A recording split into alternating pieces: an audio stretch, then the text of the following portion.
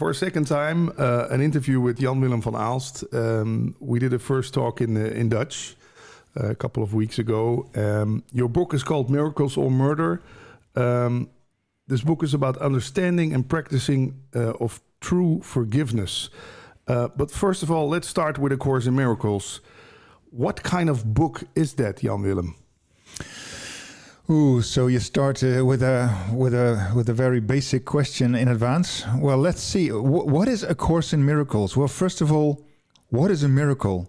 It's not some spectacular phenomenon. A miracle, view a miracle as a choice made by you for unconditional love instead of non-love. Wow. And the consequences of choosing that love. So that's really the miracle. And the miracle is really our natural inheritance. The Course calls that right-minded thinking. Mm-hmm. We'll get into that later. And so it's actually a life curriculum for attaining lasting inner peace. Wow. Now, who wouldn't want that, right? Yeah, everyone. Lasting inner peace. Except that the price that it asks for lasting inner peace is that you allow your ego to be undone. Oh, wow. That's a lot of information in a couple of sentences. The first thing that comes to mind is, why call such thing a miracle? Do you know an answer to that? That's really a question about form. I mean, words are symbols of symbols, and therefore twice removed from reality. We read in the Course. A miracle is really something. Just to realize that you're choosing love, while the rest of your life, which you've already led, you didn't really choose for love all the time, and now you realize that once I choose for love, I can bring all my brothers home, including myself.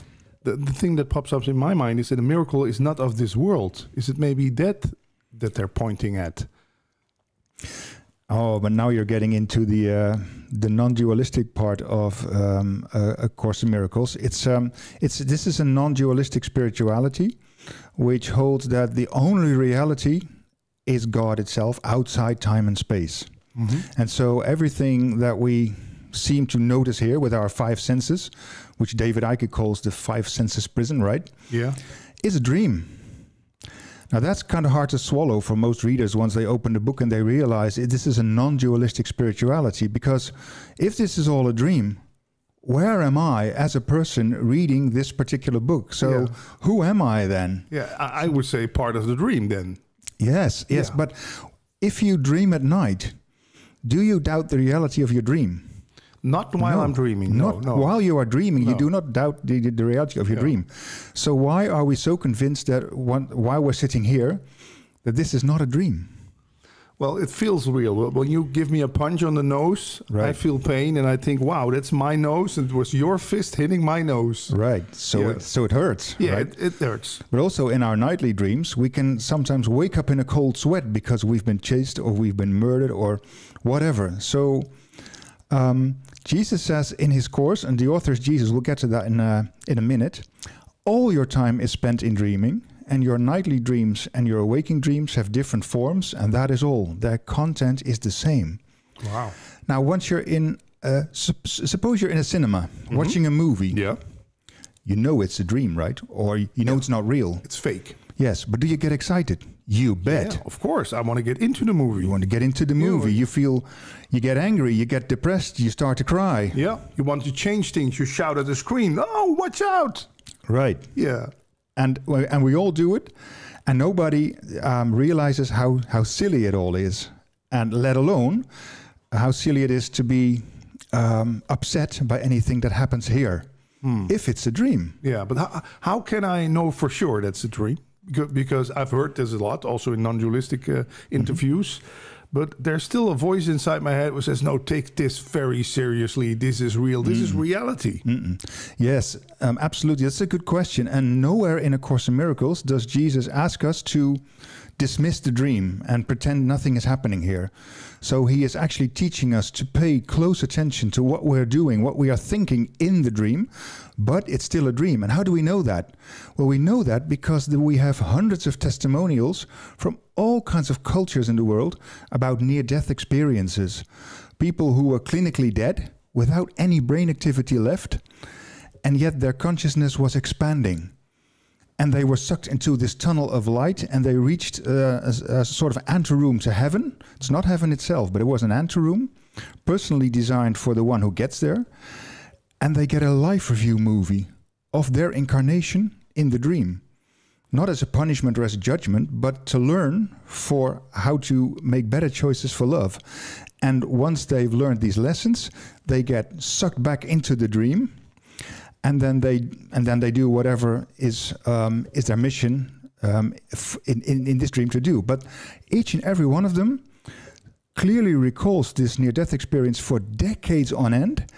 And they all say, regardless of culture, race, sex, that experience there just feels so much more real than what I'm doing here now.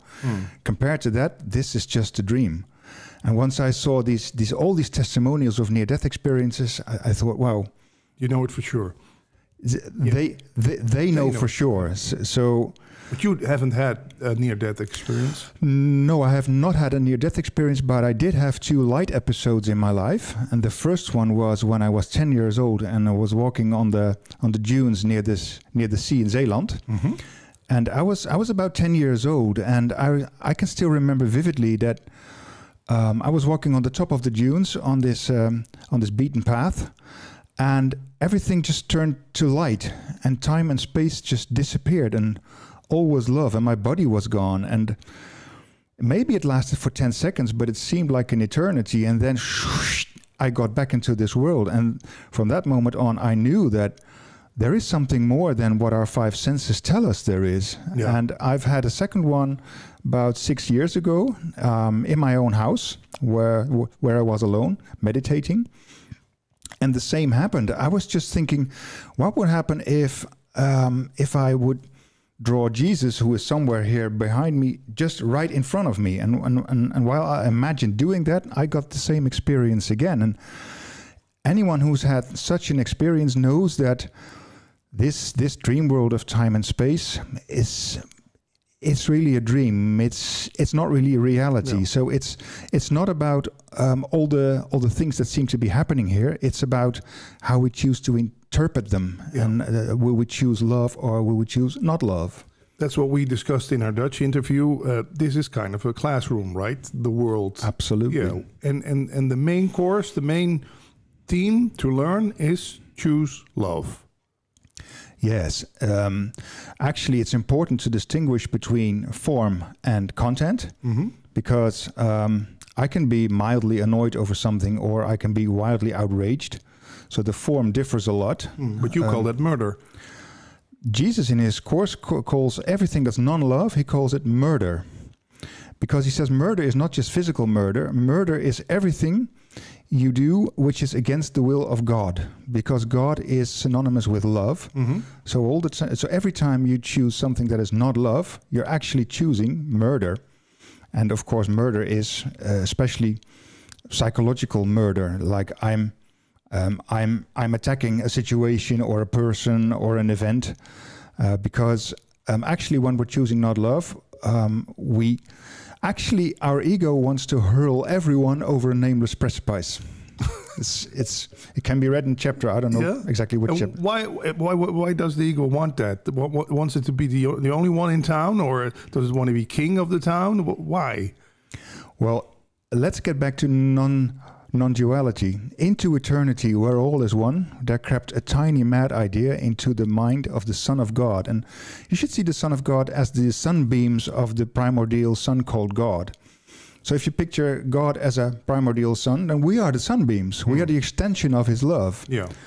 And since the sunbeams are blessed with free will, they can fantasize about, how would it be if I would be apart from God and be a God myself? Yeah. Now, exactly that thought was the beginning of the Big Bang some 14 billion years ago, and it's a thought of separation, of course. Ken Wapnick calls that the beginning of madness. It's the beginning of insanity, of madness. Yeah, it's insanity. It's sheer insanity.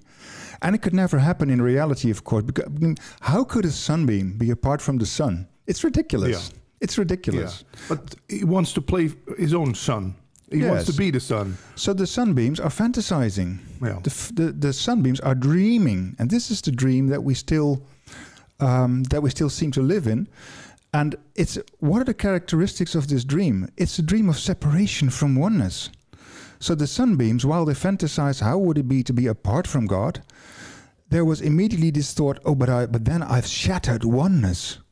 Now, what could be more sinful than that? Shattering the oneness which created me. So it brings guilt. It brings guilt, lots of guilt. Yeah.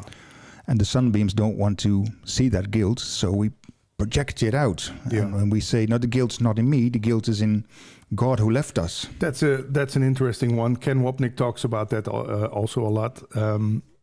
That projection of guilt, it also gets up in love relationships. I think I love that person, but within a couple of months, we start projecting our guilt on each other. That is not love. What kind of love was it before, I think, then? Egoistic love? What kind of... Is there a difference in love, or... I think we could talk about that for hours. Oh, please, because it's the main theme in my life. It always ends up the same way. First, it starts out loving. Then we recognize something in each other. And then after, let's say, 6 or 12 months, oh, man, the war starts. Love is a battlefield. Oh, I see. Yeah. Okay. Well, first of all, do you realize there's just one Son of God?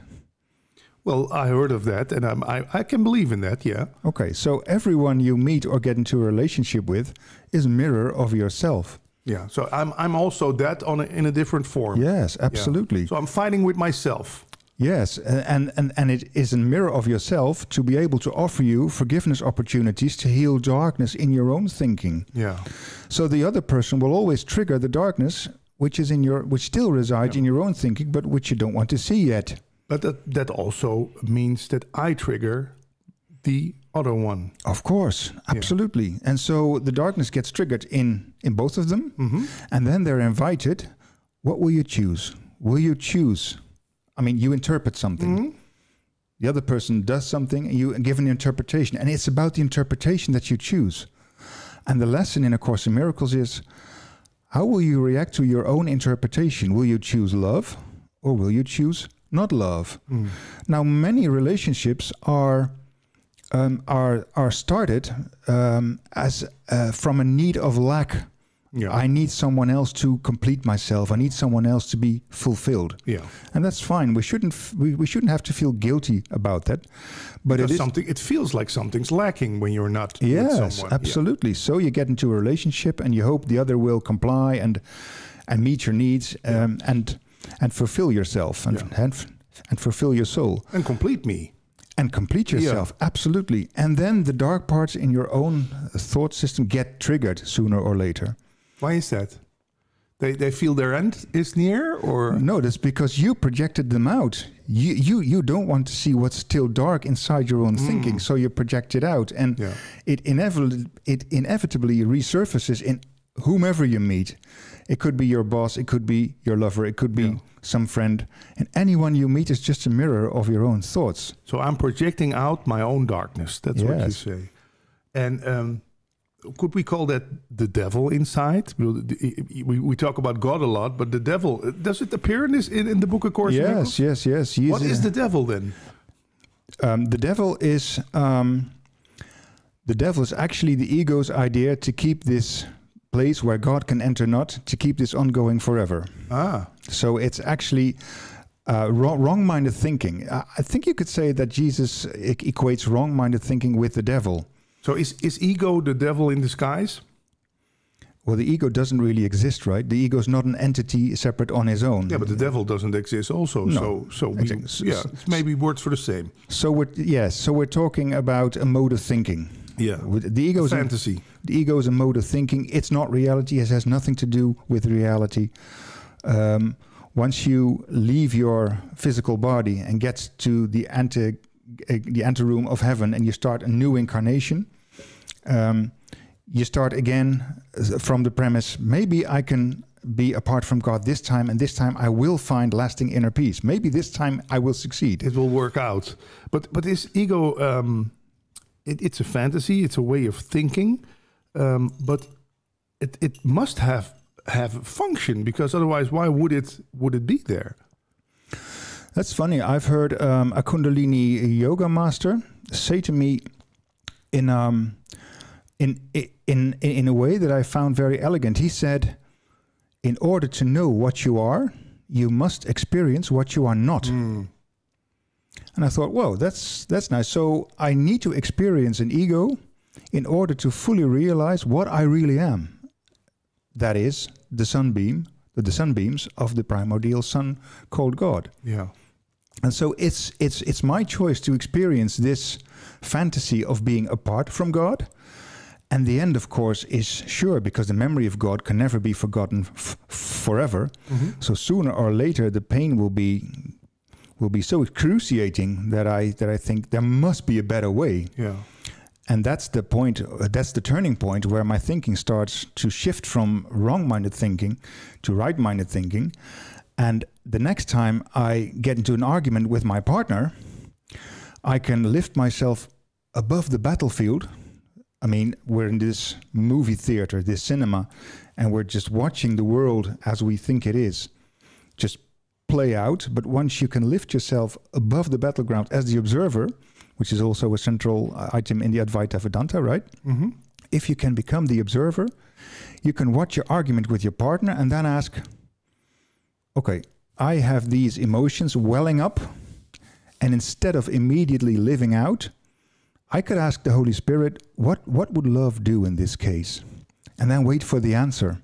Now, that's not a very easy thing to do at first, because you're angry or you're irritated. You want to react. And you react immediately, and then you slip away again into ego mode. And a few hours later, you thought, "Oh my gosh, why did I allow myself to slide away again into this?"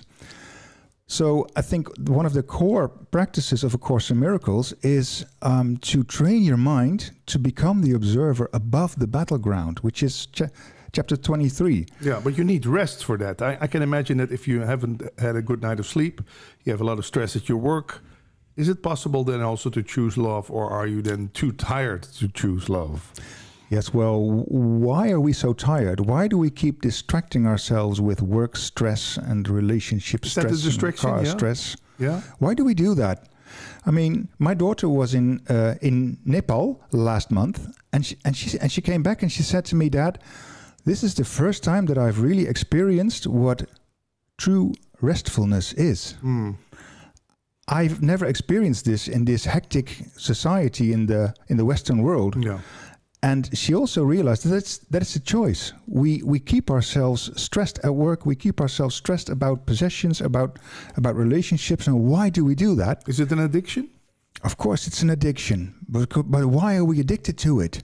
Because it makes me feel real. It makes me feel separate. Absolutely. Yeah. The separation was real. But also, if I keep my mind occupied, my mind will never have the time to really go within.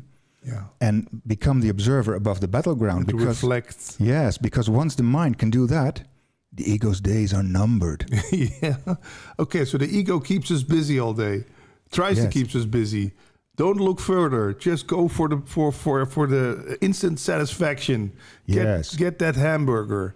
Yeah. Absolutely. Yeah. Go to the cinema. Go to the casino and throw away all your money. It doesn't matter, but don't go inside. The quick pleasures. Yeah. Yes, absolutely. Can you tell me what the function of the practicing of true forgiveness is in this thing? Okay, I'm in a fight with my spouse. Mm-hmm. Then the true forgiving thing to do would be come here and give me a hug. I try to give you a hug, and then the calmness comes back. Well, I don't know. That's maybe a bit too quick to say. The true forgiveness thing to do would be to forgive yourself for having dark thoughts. That's step one. And then step two, stepping back and asking the Holy Spirit, now, what would love do here? Because love is very capable of firmly saying no. Okay, so I will not do this because this is the most loving thing to do for everyone involved. It's not about cuddling everything away. It's not about a rosy bliss ninja state wherein everything is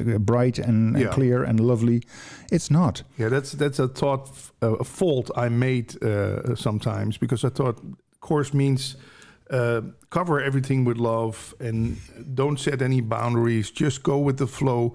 All this is childish talk that someone is throwing at you. It's not real. It's not true. Yes. Well, just suppose you would go to a funeral where you would say to everyone, what are you all crying about? Don't you know this is a dream? Be excited because we're all going home. I don't think people would that's not a appreciate. loving thing to do, you know. No. So loving thing to do is also say, no, I won't go any further into this. We're stopping the discussion. You're going insane or something. Absolutely. I mean, a judge can convict a murderer to 20 years of prison because that would be the most loving thing to do for society, for the victim, for even for the murderer himself. Yeah.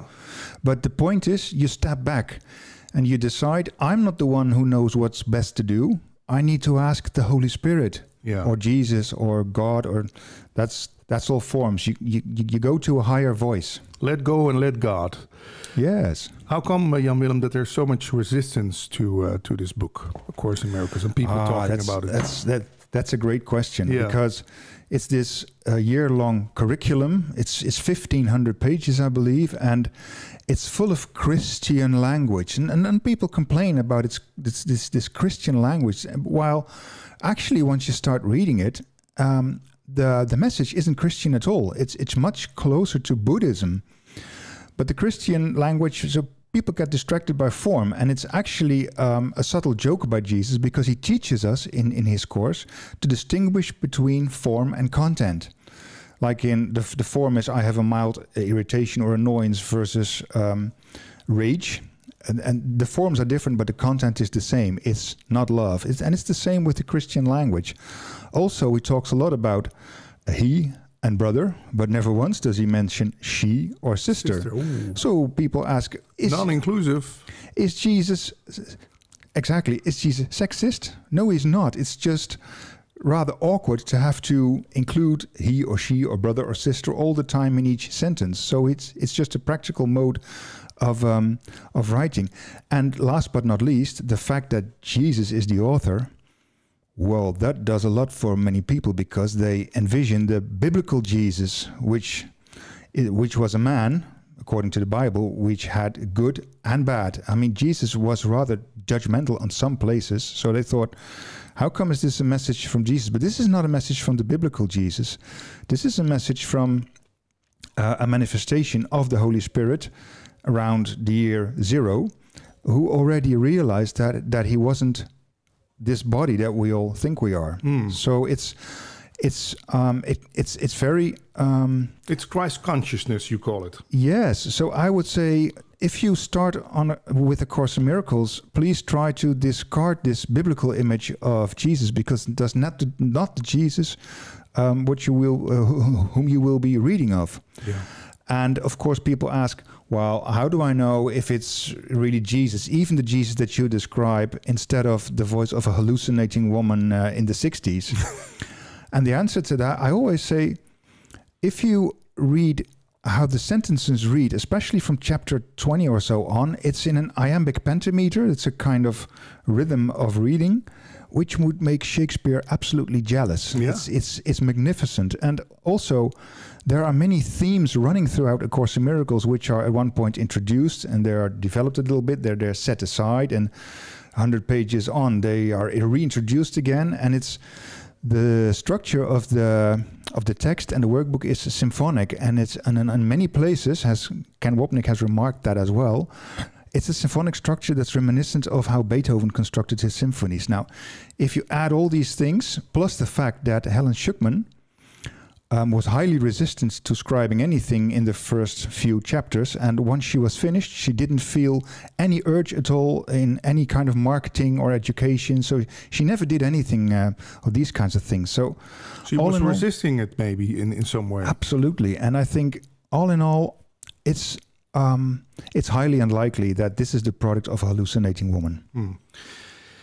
People tried to flush this through the toilet, you once told me. I danced around it for, let's say, about 5-6 years because I know this is the ultimate ego killer. Is this the ultimate ego killer, Jan-Willem? A Course in Miracles? Well, A Course in Miracles trains your mind to allow your ego to be undone. And it's not the only spirituality that with that aim. In fact, the Course says it's only one of many thousands of paths which will eventually lead back to God. But Jesus says this Course, more than most other spiritualities, will save you time. And what he means by that is, in the end, everyone will eventually choose the peace of God all the time. Yeah, everyone. That's for sure. Lesson 292, just read it. A happy ending to all things is sure, is guaranteed. So the end of time will be a happy ending because everyone will have chosen against the ego. But then you and I will say, well, that's going to take a very long time before we're there. The ego gets in his way, yeah. So Jesus says, well, your salvation does not wait on time, it waits on willingness. So if you spend this lifetime, this incarnation, in choosing love instead of non-love, a little bit more quicker than your last incarnation, you might save 1,000 years. Now, to Jesus, 1,000 years is nothing, of course, because he stands at the end of time. But for us, it'll be many incarnations of unnecessary pain that we can save ourselves just by becoming the observer and then seeing what we're still holding on to in terms of dark thoughts. Yeah. And then saying, I don't want this pain anymore. Dear Holy Spirit, let me step back and tell me, what would love do in this situation? And again, it can be very surprising what love would do. It could also be walking away from a situation. Absolutely. Breaking bonds. How do you call it? Breaking ties. Yes. Disconnecting from something or someone. Yes, absolutely. And I'd like to stress in that regard that Jesus says in the manual, in section 4 of the manual, that every event, situation, meeting is always helpful to us. No mistakes in God's God's plan. There are no mistakes in God's plan. Yeah, the solution plan. No, the plan of the atonement. Yeah, the atonement. Yeah, accepting the atonement, and there are no mistakes. And what could you be worried about if you knew that everything that happens in your life is gently planned by the one whose only purpose is your well-being? It says somewhere in the text, and I thought, well, the ego, of course, immediately starts to object, because I know a family who had a daughter, was their third child, and she was handicapped, and she died when she was 12. So how would that fit in with God's plan? It doesn't seem to be very, very loving, right? And I found out that her premature death was an excellent opportunity for the rest of her family to allow a spiritual kind of thinking into their own minds. So she single-handedly lifted up the entire spiritual awareness of her family, and apparently this was the role she accepted in this particular incarnation. Was she sacrificed then? No, she accepted a mission with that purpose. So everyone who was born here, you're not just born here by chance. You get into this world as a baby, having accepted a mission in this particular lifetime. You even choose your own mother, they say in Kundalini Yoga. I don't know if I chose my mother, but the Kundalini Yoga says you choose your own mother, and you accept with joy your own particular life's mission in this particular incarnation. Even if it's being handicapped or getting ill very soon. Yes, because you've been born here, you and I have been born here millions of times in various bodies. Yeah. And each incarnation gets a little better than the previous one. But then you talk about the one self, right? Not about the self I imagine to be. No. Yeah, because that I could think, oh, Patrick has been in the 16th century, whatever, a queen or king or a soldier or... Yes. But now I'm talking about the one self. Actually, the one Son of God, so this is the collective sunbeams, incarnates in all bodies. Yeah. So and also animals. Animals, plants, trees, minerals. Yeah. So all incarnations are of the Son of God. They're just feeble separations from oneness, which of course remain a dream. Yeah. But in this incarnation, for the first time, or maybe more or less for the first time, you have the ability to monitor your own thoughts and then choose another reaction than you've done the past 100,000 years. Namely, the choice to step aside, ask the Holy Spirit, and react lovingly. Wait 1 second. I think I have to get to the door. Oh, so the ego is getting in the way. Please, I'm coming back.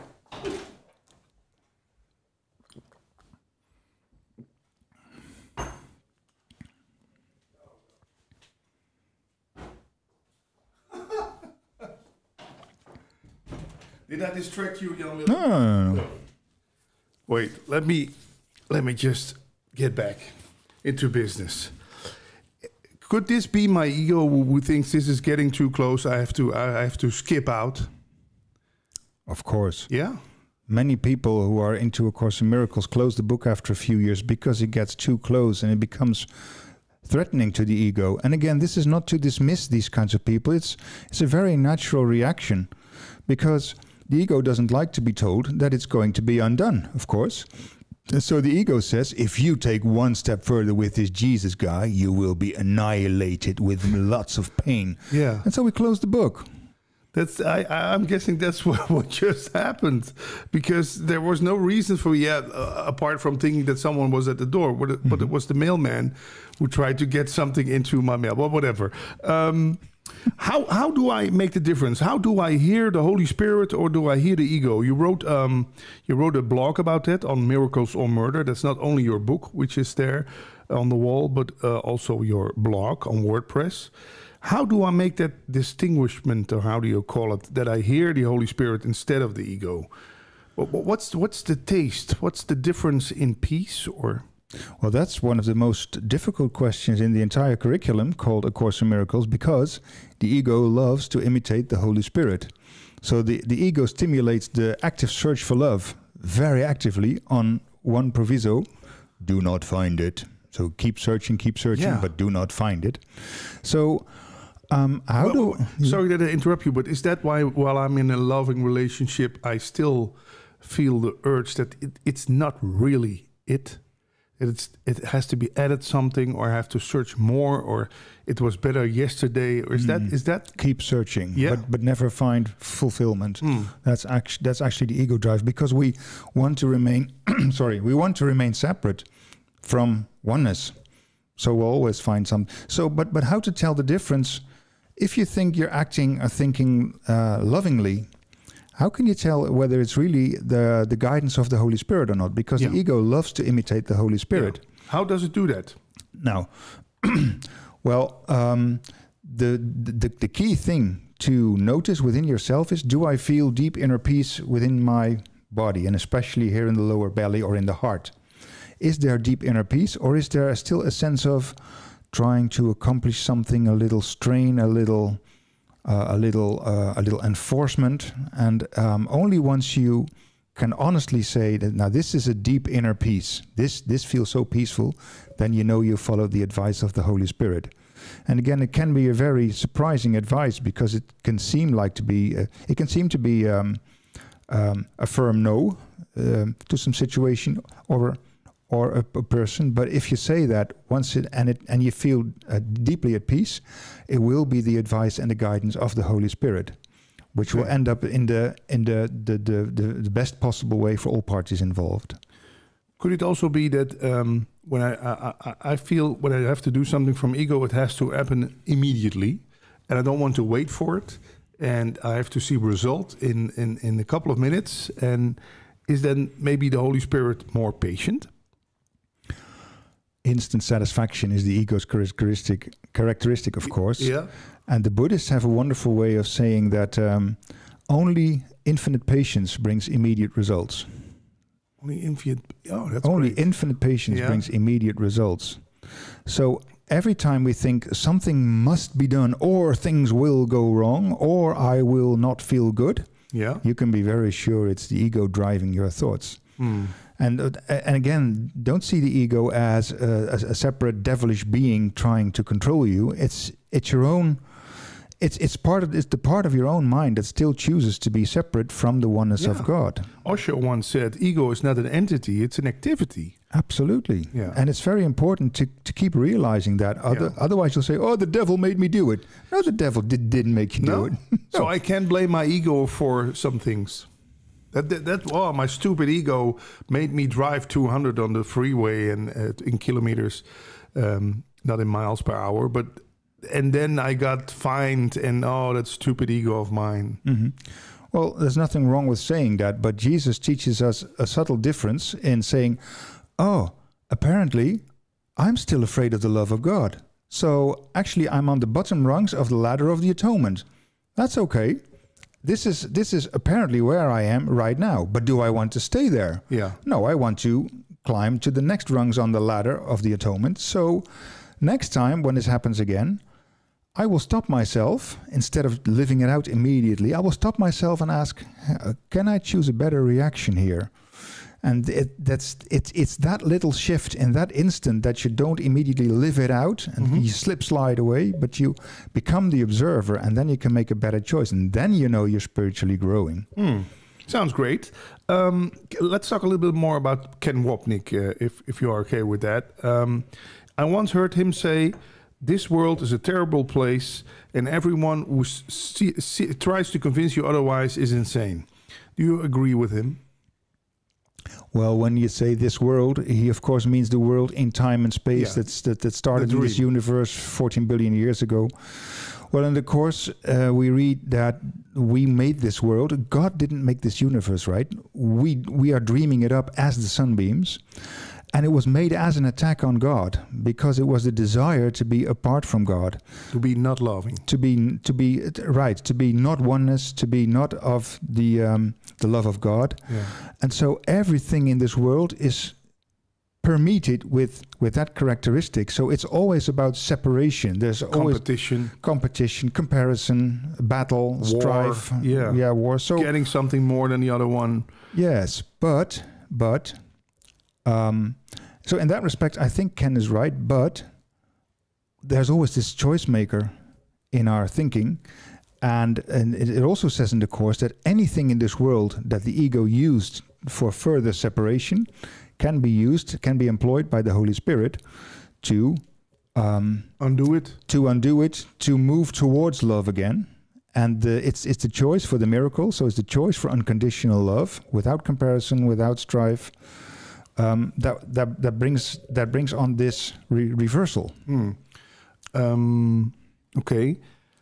So Ken talks about the decision maker. That's the same, I think you mean. Yes. Yeah. There's a decision maker in us, and what the only decision he or she can make is love, not love, ego, Holy Spirit. On the level of content, yes. So the forms are ubiquitous. There are many forms.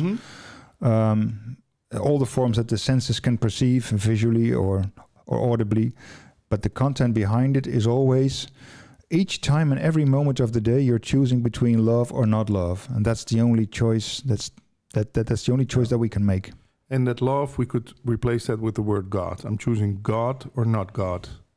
If it's unconditional love, which doesn't exclude anything, anyone, anybody, that's the love of God. Yeah. Which is actually your core and your inheritance as the sunbeams of the primordial sun. Yeah. I once heard Wayne Dyer, a famous teacher, call ego edging God out, EGO. That sounded good. Okay. Did you read A Course in Miracles in English? Is there a difference in reading it in Dutch or English? How did it come about for you? I read it in English first because I wanted it in the original language, and it actually came on my path because I had discovered Ayurveda and transcendental meditation. So I read books by Deepak Chopra and Maharishi Mahesh Yogi and Eckhart Tolle, and it struck me that in all their literature references, there was always A Course in Miracles mentioned. So I thought, what the heck is A Course in Miracles? So I bought it, and the first time I read it, I didn't understand anything of it, of course, which is a common experience for many first-time readers. But somehow there was a love that was coming through these pages that I thought there is something here that is not of this world. So I kept at it, and I think I only read the Dutch version some 4 or 5 years after I discovered the English version. But it's now been translated in many languages, and it's been sold over 3 million times, which of course doesn't imply that there are 3 million sincere course students, because many people read it once and then they tuck it away into the or just for the bookshelf. Yeah. Yes. Do you have to do all the courses? Have to read the whole book to be a Course in Miracles student, or can it also done otherwise? Because it's a lot of repetition in this book, right? Well, in theory, you could just forget about the course, forget about the world, forget about all the concepts that you've learned, and come empty-handed unto God in silence. In theory, that's it. Because A Course in Miracles is a form itself. It's just one of many forms, and the content does not depend on this big blue book. On the other hand, that's a theoretical possibility that not many people can master in one lifetime. So they need daily practice in observing their own thoughts, the darkness in their own thoughts. And A Course in Miracles is, I think, a very effective way to train the mind to become aware of these lingering dark thoughts. But it's not about the form. I mean, you don't need words like Jesus or atonement or the Holy Spirit or God to actually get back into that primordial state where we came from. You can forget about the course, about this world, and about all the concepts that you've learned, and just learn to be silent and merge or diffuse again into that love that you once were and that you still are right at this very moment. And in that regard, I would recommend everyone to start looking into near-death experience stories of people who've actually been there, because it's very easy to tell this as a theoretical concept, but once you hear it from people who are actually there, it starts to become much more real, and you think, wow, this is not just for them, but this is a state everyone will eventually experience. So why would I wait for heaven? Yeah. Why would I still choose dark thoughts? And then, of course, the ego comes in and makes you feel guilty that you still have dark thoughts. Yeah. At that point, you should say to yourself, I still have dark thoughts. That's okay. I know this is a dream. I am becoming aware of the dream. Thank God. Because in the 100,000 reincarnations before this, I wasn't aware that I was dreaming. I'm now aware that I'm dreaming. That's a big step. It's a very big step. It's a major step. Yeah. So I can now train my mind to become aware of this better guide, this better voice in my mind. There's a book by Anita Morjani, I Had to Die to Live. I guess the title is. You're very fond of that, right? Yes. Your book is in English. When I compare it with the Dutch title, Miracles or Delusion, but you called it Miracles or Murder. Why such a strong? Because murder, it sounds so aggressive. Yes, that was actually a decision of the Dutch publisher of my Dutch version. To make it not Wonderen of Moord. Yes. Yeah. Well, actually, the English title is a reference to a sentence in A Course in Miracles. I think it's in chapter 26 or 27, where it says, "Who with the love of God upholding him could find the choice between miracles or murder hard to make." Yeah. So that's the sentence that I took for the title of my book. And again, we can be sweethearted about our ego, but actually all that the ego wants is to kill everyone and everything. Yeah. In the end, that's the ultimate goal of the ego, because we want to be God. Yeah. And we cannot be God while there's competition. Yeah. So we want to kill everyone all the time. Yeah. But the ego, of course, covers that up subtly, because once we fully realize that, we would choose against it, and we can't have that, right? But still, it seems at the world that a lot of people are also cooperating with each other to get something done. Someone, let's say 100 people built a complete house or something. Yes. Is that then God in action, or no? Because God doesn't know about this world. How come there's also seems to be people working together and not trying to kill each other? Well, the thing to distinguish is it's not about the form, about building the village or doing something good. It's about the energy that's behind the cooperation of these people. If they are cooperating because it's from an impulse of pure unconditional love, they are training right-minded thinking. And the result will be a result of right-minded thinking. And they're unconsciously fulfilling part of their incarnation mission, which they accepted once they were being born here. So it's not about the form at all. It's just about how many times on each day do I still choose wrong-minded thinking, not love, or right-minded thinking, and then not feel guilty about all the times that you still choose wrong-minded thinking. And still about form, like wrong-minded thinking would be like gossiping about people? Yes. Judging people? The myriad of forms. Reading about what people did wrong, watching television shows where people are arguing with each other, all wrong kind of thinking? Comparisons, judgments, they can be very subtle at times, but everything that is not unconditional love is actually not love. So it's wrong-minded thinking, and it's not something to feel guilty about. Again, this is what many people do. I feel so guilty that I still condemn people or don't like people or don't like this or that. So I'm such a poor spiritual student, which again has the ego back in the driver's seat, because once you remain feeling guilty, your spiritual progress stops. Yeah? Yes. So it's all about undoing the guilt, because there's no guilt. There's only a dream of guilt. Yeah. But still it feels so real, right? That guilt. Oh, yes, absolutely. And is that then like the main concrete that the ego gets its power from? Guilt? Yes. Guilt is what keeps this world alive. And the tragic dilemma of everyone in this world is that we cling to guilt. Why? Because it proves that the separation from God is real, and that I exist as an individual. Yeah. If there's no sin, if there's no guilt, where am I as an individual? I would cease to exist. And Jesus said, yes, you would throw this world away. And we're, of course, not ready to throw this world away, because we're still so enamored of our individual unique specialness. Yeah. In our own car, our own house, my name, my status. I once heard Ken talk about something, and it stuck with me. He compared it with like, when I blame you, when I project my guilt on you, I can say to God, look, I found the bastard who is doing you wrong. Here he is. I give him to you on a platter, and then I'm free from guilt, and I can't be convicted anymore, because I brought you to God to say, hey, this is the bad one. You have to get him.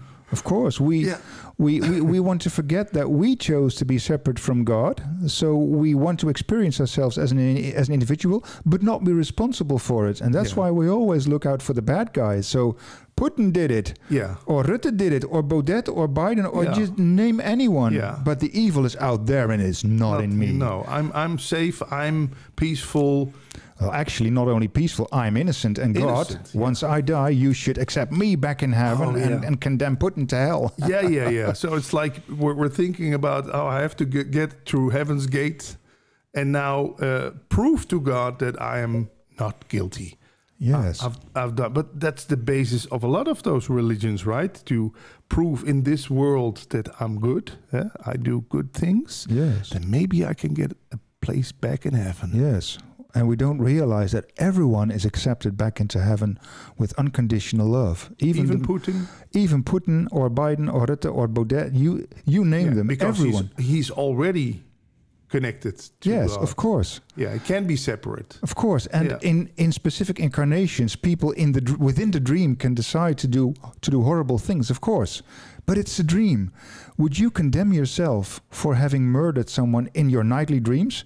Of course not, because you know it's a dream. Yeah. Well, guess what? This is also a dream. So God, being outside time and space, he doesn't condemn his son because he's dreaming of murder.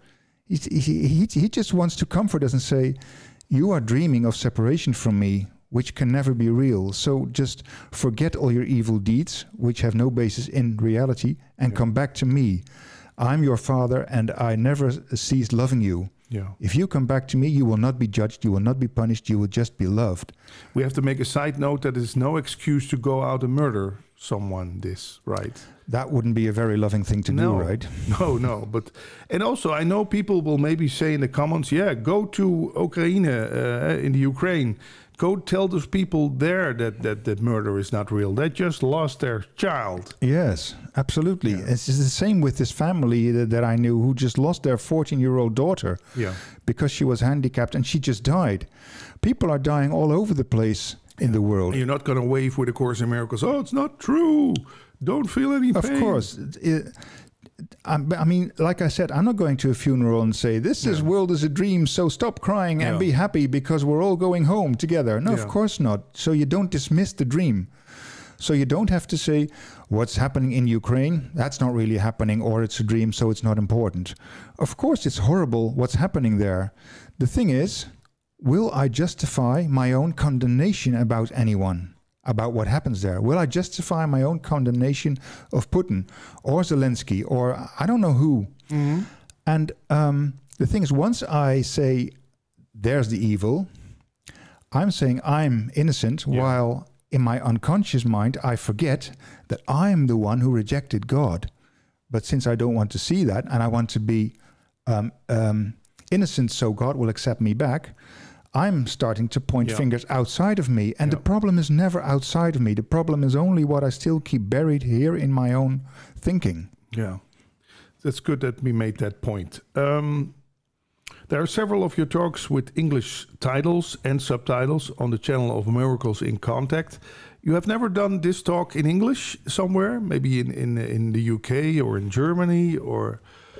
I think I've done a few English language talks, but most of them are still in Dutch. And I just wait what the Holy Spirit will have in store for me in this particular incarnation. So we're doing this in English now, and I enjoy it. And I'm enjoying it too. But is it that simple? When it brings you joy, it's the right thing to do, or is there also ego joy? Ooh, that's a very subtle difference. Again, the difference is in your heart or in your lower belly. Does it really feel peaceful, or does it feel like I have to accomplish something, or there's a bit of strain, or even ecstasies of the ego, of course. And well, I think at the moment it's really peaceful. So I suppose it's the Holy Spirit guiding this particular conversation. Yeah. So where there are two or more in my name, I will join, I once heard. So the Christ consciousness is active right now or something, or is it present, or is it always present? It's of course always present, but we're just not aware of it. And we're actually actively choosing against it because we just love to be unique and special and separated. That's what this whole world is. That's the fuel of this entire world. So I wake up knowing I still have ego thoughts. I know I want to accomplish this or that because it makes me feel good. And then I say, okay, I'm obviously not yet at the top rungs of the ladder of atonement where I know this is all silly and I could choose to regain Christ consciousness all the time. I'm not there yet. And although at this very moment, the now is the only time there really is, right? Because the past only exists as a story in my mind. Mm-hmm. The future only exists as a story in my mind. So it's actually in the here and now, I am already home. But I still choose to have goals in time and fears and worries and ambitions. And okay, this is where my progress is right now. And I have reasons to be cheerful because in my previous incarnations, I wasn't at that level. I did some reincarnation therapy and I relived one of my lives in, I think it was 1570, in the time of Michiel de Ruiter, the admiral. And in that life, I died from colon cancer in the intestines here. Why? Because I spent all that life pleasing other people and not doing what I really felt was right for me to do in that particular lifetime. Wow. So I died when I wasn't even 50 years old. And you can say, well... How do you know that for sure? How do you know that for sure? But that's not the point. The point is anything you experience from previous lives has a message for you right here. So what happened then is still very relevant for my incarnation here, where I still strive to please other people and make them feel good and really not listen very deeply to what I think I should do here with this particular lifetime. Isn't it that when I please you, I please myself also? When I serve you a nice cup of coffee and I see you enjoying it, what's the thin line between pleasing and just serving someone? Well, I think the thin line is once I please someone, I want to receive recognition that I'm worthy, that I'm a good person, that I'm good enough, that I'm worth it. While if you're really acting from a Holy Spirit kind of love, that sort of fuel, unconscious fuel, isn't there, and you just do whatever arrives on your path, and people feel that. people notice that, and I also noticed that in my professional career. I was always told you need to do something called acquisition, because you have to make sure you have money coming in. And at one point, I started to stop doing acquisition whatsoever, and just react in an authentic way as possible. Yeah. In a humane way as possible. And my experience was that once I got better at that, in just being authentic and really interested in the other person, the money started coming in much, much more. There was no urge, there was no pressure. There was no pressure. Yeah. Exactly. Yeah, you feel it also when you're sitting in a restaurant. Does somebody do something from love or for just making money? You can taste it also when someone made a meal for you out of love. We sometimes say, hey, there's so much love into this. Oh my gosh, that's a very good remark. I've once had a dinner in Samaya in Werkhoven. I don't know if you know it. It was previously a nun's cloister and a monastery, and I had dinner there made from vegetables that they grew on their own property. But that food was made with so much love. Yeah. It was I could taste it. It was so obvious. Yeah. And I thought, wow, that's really a difference. Yeah. And also I've told you last time about this woman who had a terrible relationship with her manager for years on end. Yeah. And at one point she decided, I've had it. I'm not going through with this. I'm just going to think and react to him out of love. And that's a very difficult decision, because you can get bashed, right? Yeah, yeah. But she persevered, and within 3 months, their entire relationship was healed, completely healed. Yeah. And it was not because they both decided it. Her decision alone was enough. And, one part, yeah. And once he died, on his deathbed, he called her to share all kinds of things about his own life. Yeah. So that's the miracles. So if you ask, why is it called a miracle? Well, that is what I would say. That's the miracle that happens when you choose unconditional love. Yeah. So it doesn't have to be both ways at the same time. You told me you can even project love to someone that is not in your neighborhood by visualizing white light and then meditating on it, or the miracle works in time, but is not dependent. It's not dependent on time or space. So you can heal a relationship with your own parents who have already deceased, or your grandparents, just by sending love to them, because the miracle works completely outside time and space. Yeah. So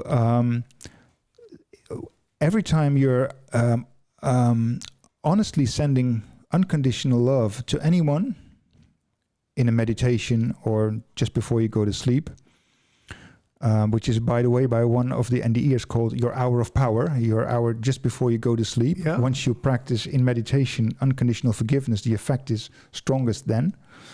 You're actually healing relationships, because relationships exist only in the mind. So you heal your own mind, actually. Yeah. And any negative thoughts I could have about the other one.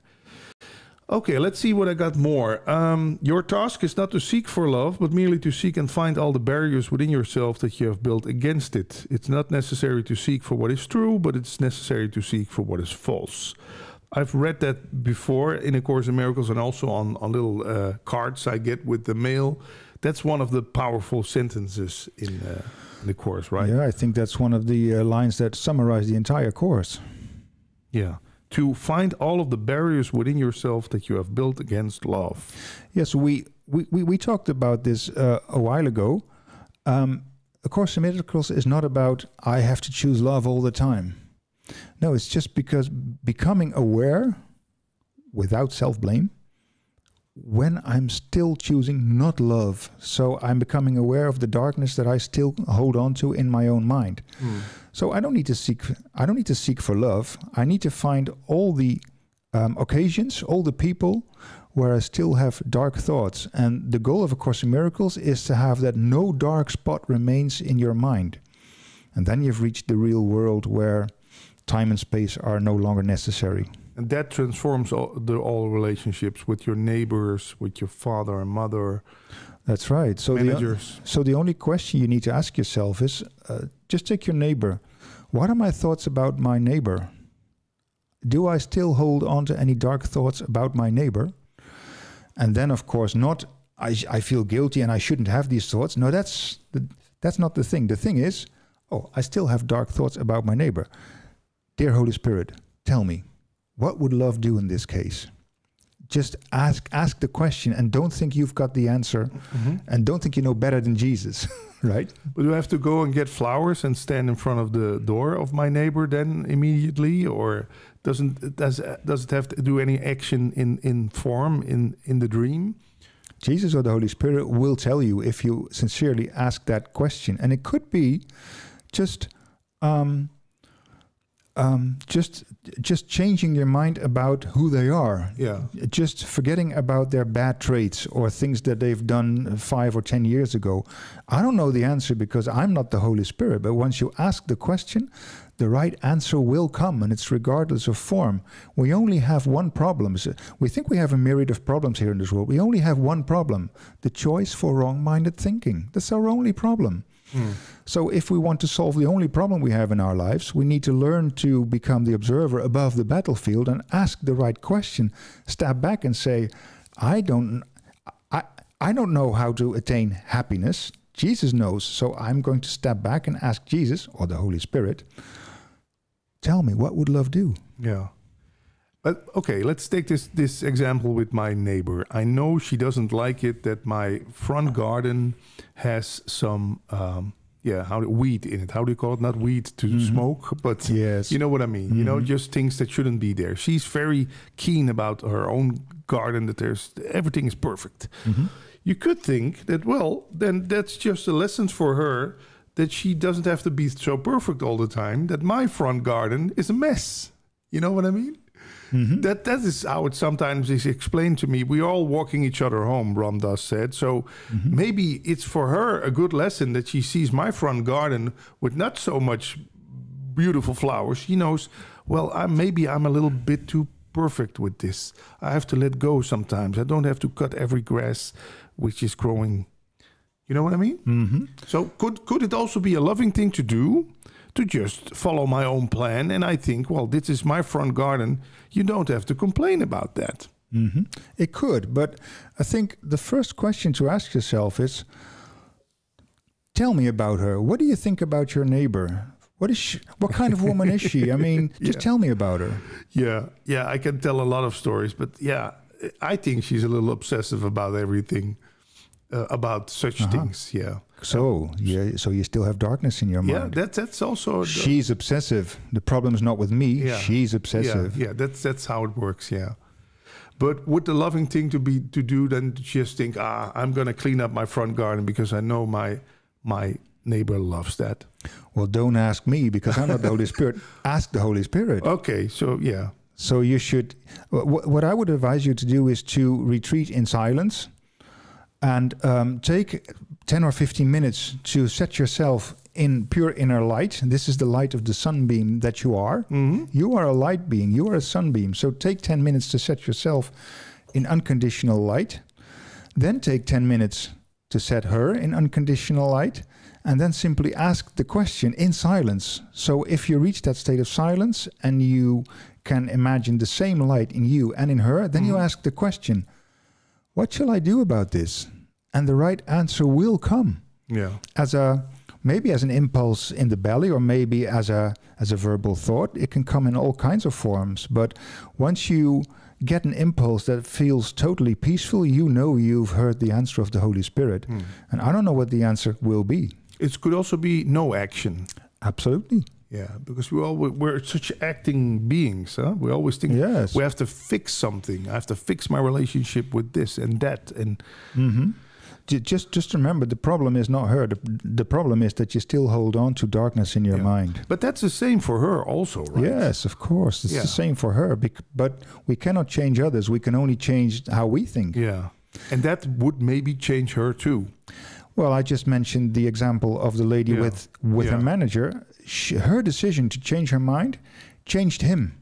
Yeah, and he couldn't resist, and that's the miracle. Yeah, the miracle is once you choose to be right-minded, to have right-minded thinking, The miracle will make sure that it will reach its effect on everyone. And I wouldn't be surprised if you practice that for a few weeks or for a few months, that your relationship will visibly improve. And they will invite me to a barbecue maybe this summer. Of course. It will be great. Free food.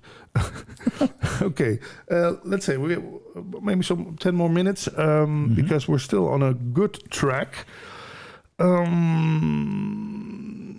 You once told me that there's also some people who use this course, and maybe I'm one of them, to build up my ego, to make a good. I'm a Course in Miracles student. Look at me, I'm doing great work. I'm the professional adult here. How can we, be conscious of that? How do I know that I'm using this Course in Miracles just to brush up my ego? Well, that's of course the practicing of the observer above the battlefield. Anytime you think, well, I'm going to forgive you because I'm spiritually more advanced than you are, you sorry bitch. You know the ego is speaking, right? Yeah. Because Jesus is calling such kind of thinking forgiveness to destroy, because you will keep intact the differences between you and anyone around you. But still have the aura of being spiritually advanced, which of course has nothing to do with unconditional forgiveness, as Jesus talks about it. So the thing is to become aware of your thoughts on a continuous basis, and we were never taught that in primary school, right? To become aware of your thoughts. No one has taught us to meditate in primary school. It's silly, but.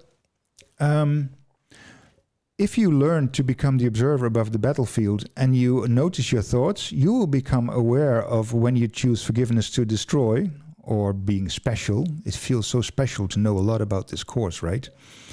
Even to the point that I can gather a few hundred or a few thousand people around me who think I'm a spiritual master, and it makes me feel good.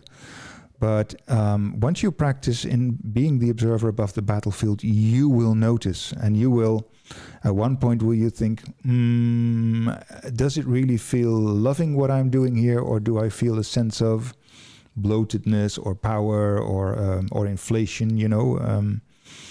So it's really becoming, as Jesus once said in the Thomas story, which Gary Renard has published, be a passerby.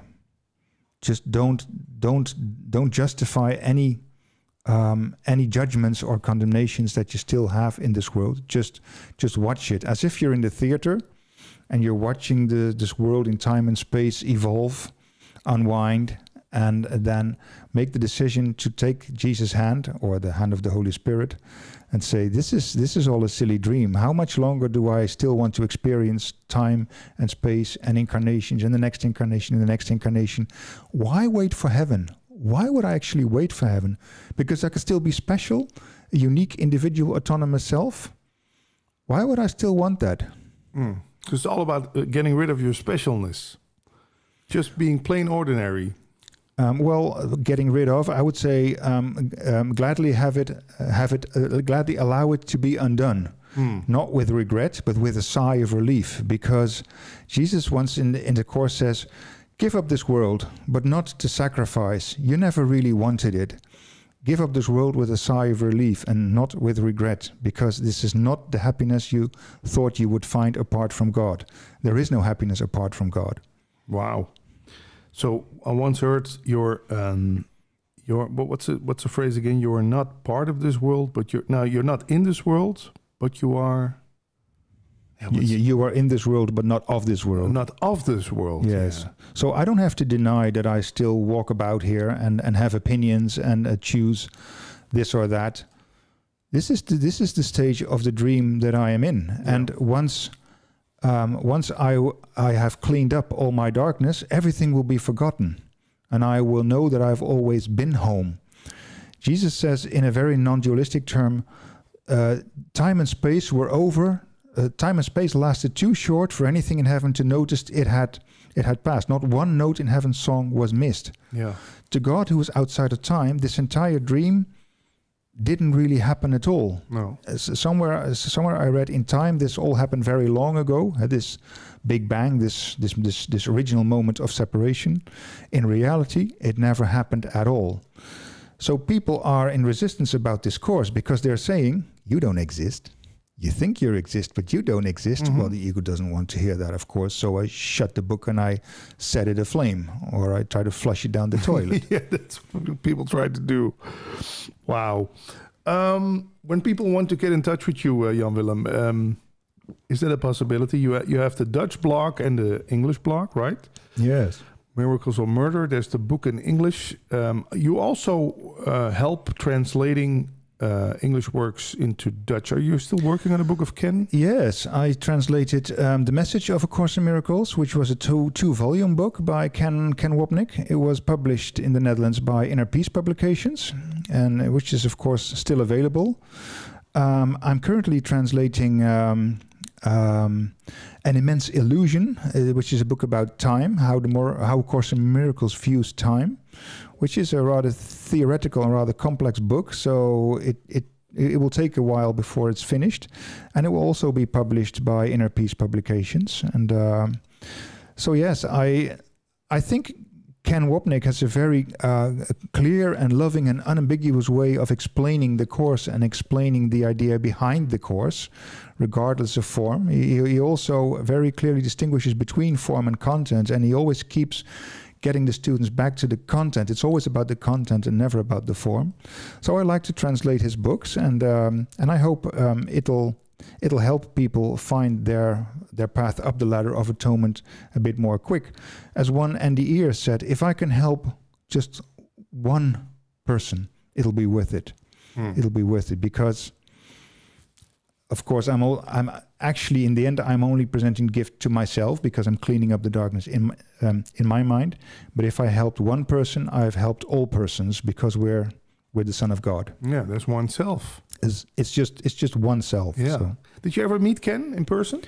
Sadly not, because he passed away in 2013, and I think I only got a reasonable grip on the content of the course in the last 10 years, I think.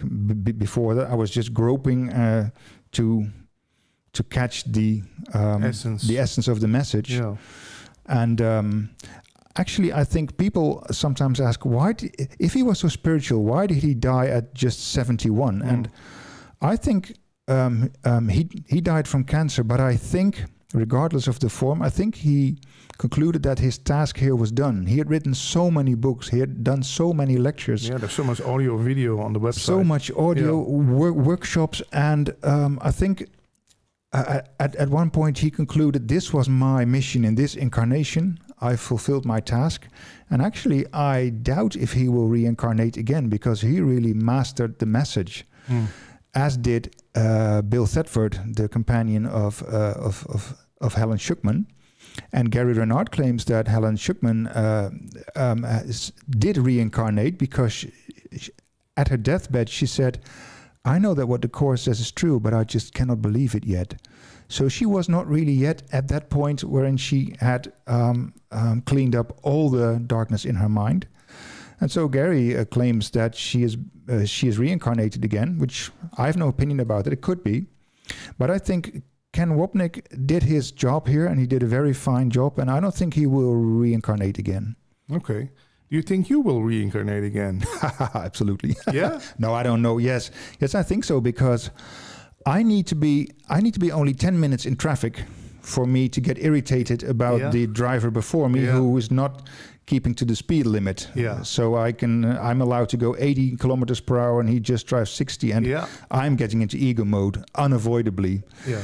I am at the point where I can, at one point, within a few minutes, observe that and say, oh, here you go again. You're still afraid of the oneness of the love of God. This is another forgiveness moment. But I've done that for a while now, and I noticed the ego isn't set aside so easily, because it feels so good to be a special individual self. I don't want to let that go. I want to be special. I know it. I have the same thing, and I once heard Ken Wapnick say, you get out of bed and then you start, oh, who's going to be the one I'm going to blame today? And then you go to work and you find someone who left the, let's say, window open, or didn't clean the toilet, or someone who didn't clean the coffee machine. And then, yes, I found someone to blame. And here we go again. Yes, actually. And well, it's actually worse. If I get out of bed, I look at my body in the bathroom mirror, and I definitely have an opinion about what I see. That's the first one. And I have an opinion, and it's not always a positive opinion. No. And I still believe I'm looking at me. Yeah. And I can say a million times to myself, no. You're not looking at yourself. Yeah. You're a light beam of the sun called God. Yeah. I can say that to myself 100 times. And I know I'm right here and now. I'm home within the heart of God. I know. But I also need not deny that I am still enamored of this special self that I made in this incarnation. I love it. And I want to be Jan-Willem. But should we then get rid of mirrors? And I heard that in Libya, Gaddafi, it's not one of the freshest guys, but he didn't want his soccer team to have the name on the shirt. They only should wear numbers because he wanted to be the only famous one in town. But then I thought, wouldn't it be like a good thing to just get rid of all those labels, Okay, I won't call you Jan-Willem anymore. You are that part in me that we call Jan-Willem. Well, the pitfall in that is that we might become compulsive deniers. And why not just accept that we are where we are, and just accept that we are fine as we are? Yeah. Because if you start to do things like that, you're actually saying, I'm not good enough now. I need to change. And Jesus says, I'm asking you to be willing to try again. So if you say this course is too difficult, he says it's just an excuse because you're not willing to try again. So please try again. Yeah. But accept yourself where you are now. And it's okay where you are now. You are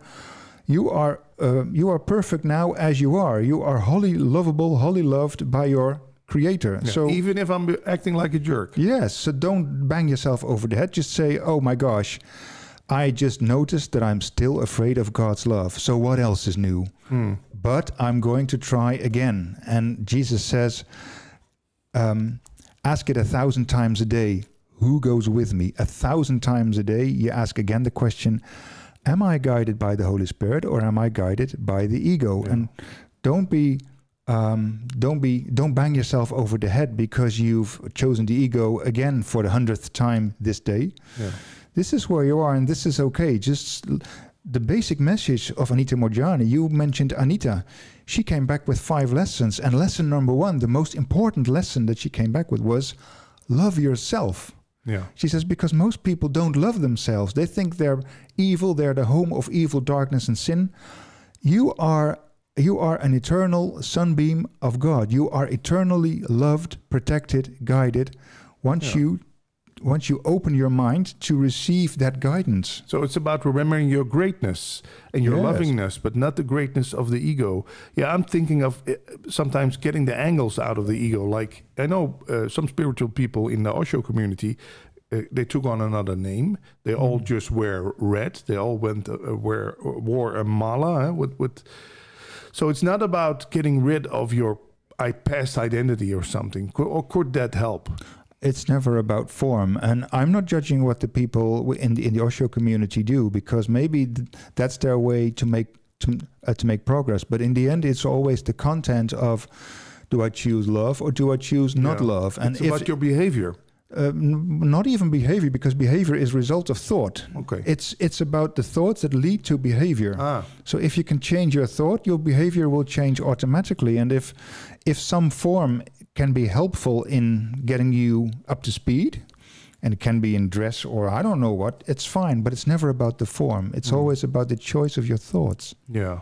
Okay, but otherwise you're trying to change form. I know what you mean. Yeah, I have to drive the cheapest car in town now, and I only eat vegan food, and then you're still proving that you're right in form and not inside, right? And so you're special and innocent and good, and God will accept you back into heaven. Yeah. It's the same all over again. Same all over again, which is not something to feel bad about again. I mean, No. Once you start to feel bad about yourself, you've once again chosen the ego.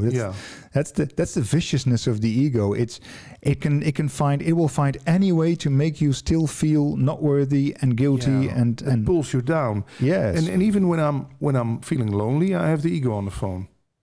Yes, because why should you feel lonely with a love like that? If you know you're eternally loved and guided and protected, why ever should you feel lonely? Yeah.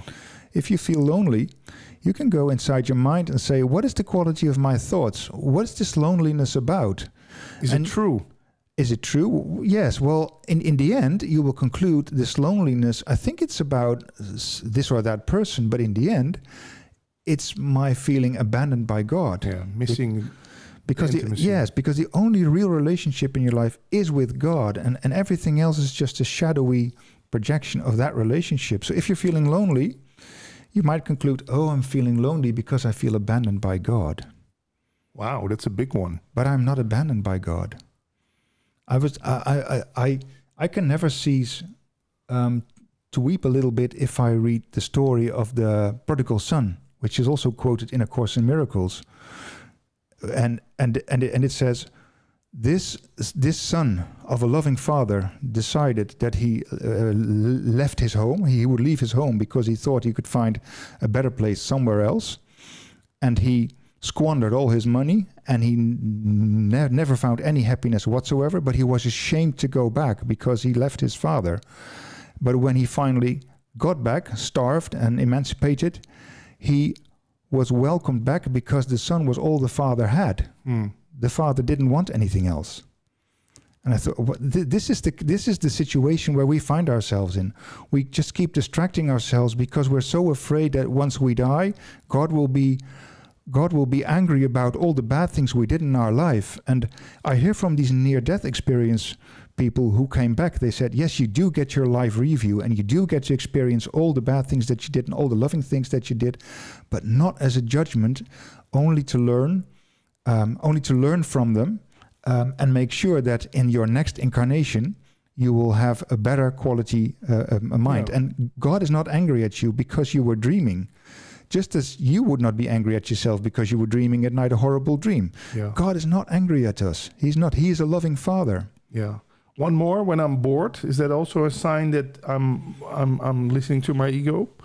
No, I'm not bored right now, but let's say this evening that there's nothing fun to watch on Netflix, and I'm sitting here being lonely and bored. I would say that's an ego distraction to keep you from really looking into the depths of your mind. Yeah. Just view the mind as an iceberg, because what we're aware of is the small part of the iceberg above water.